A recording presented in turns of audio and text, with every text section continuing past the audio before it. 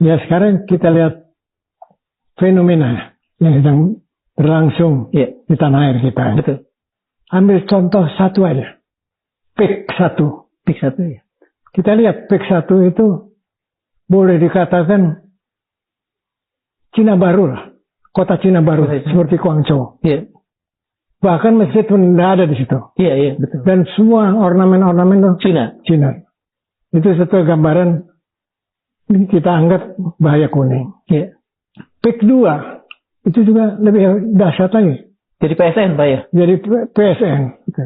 Dan menyangkut luas dari Tangerang Selatan sampai ke Banten. Sampai ke ujung Banten. Jadi menunjukkan bahwa bahaya kuning itu ternyata memang betul dirasakan oleh masyarakat. Apalagi dari kemarin tanggal 8 kita berkumpul 8 Januari. Kalau tidak salah Bapak juga hadir di sana Pak ya? Saya hadir, iya, tanggal 8.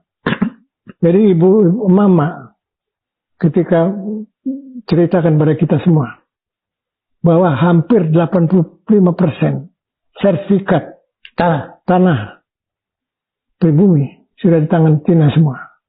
Itu diambil dengan dibayar atau gimana? Dibayar dan dengan menggunakan preman untuk memaksa sedikit.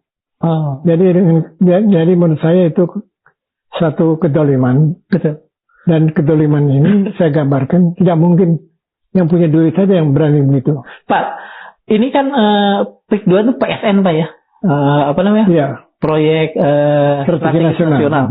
Mengapa sampai itu terjadi Pak? Sebagai seorang mantan perwira intelijen, apakah Bapak melihat kok semudah itu intelijen Indonesia membiarkan hal ini terjadi? Jadi PSN. Jadi sekarang kita harus tanya. Yang jadi presiden siapa pada waktu itu? Jokowi, Pak. Jokowi. Presiden itu adalah dasar intelijen.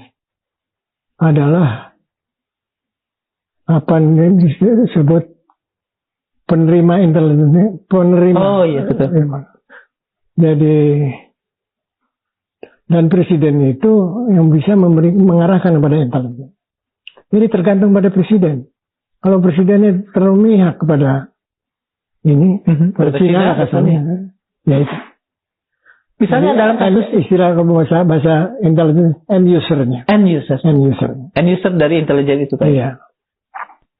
Pak, kalau begini, PIK yang menjadi PSN, kemudian kita lihat WUS misalnya, proyek kereta cepat Jakarta Bandung, tadinya Jepang dan lebih murah, tiba-tiba dengan begitu saja diberikan kepada Cina, sehingga waktu itu PM Jepang kalau saya tidak salah dari Bandung ketika sedang memorial KTT yang di Jalan Merdeka tuh saya lupa. Asia Afrika, kemudian langsung berangkat ke Jepang pulang. Apakah bisa dikatakan bahwa Pak Jokowi ini semacam proksi dari kekuatan Cina, Pak? Bisa? Menurut saya, kalau kita lihat perjanjian-perjanjian dan hubungan yang dilakukan oleh Jokowi, baik menerima tamu-tamu luar negeri, khususnya RRT datang di Jakarta, maupun dalam perjanjian di Chengdu, itu di sana di RRT, Xi Jinping, itu menunjukkan berat sebelah. Kepentingan Cina lebih banyak daripada kepentingan Indonesia, dan kerugian Cina Indonesia lebih banyak daripada kerugian Cina. Misalnya saja soal IKN, itu sebagai contoh. Betul. Belum lagi yang lain-lain, perjanjian-perjanjian soal di bidang kesehatan. Semua laboratorium dan rumah sakit, bahkan dokter-dokter kalau perlu Cina, dari Cina semua. Nah ini menurut saya menunjukkan bahwa kepentingan Cina lebih dominan daripada ini. Belum lagi yang berkaitan dengan masuknya orang-orang Cina ke Indonesia. Tidak perlu seleksi yang sangat ketat dari imigrasi. Bisa begitu saja masuk. Nah ini membuat hampir beberapa kota, terutama di pantai utara, banyak Cina-Cina dari RRT yang sudah masuk dan bermukim di Indonesia. Kita harus teliti berapa banyak. Ada yang mengatakan sudah sampai 10 juta. Wah, tentu fantastis. Ya, ya. Tapi harus kita selidiki. Dan ini terus berlangsung.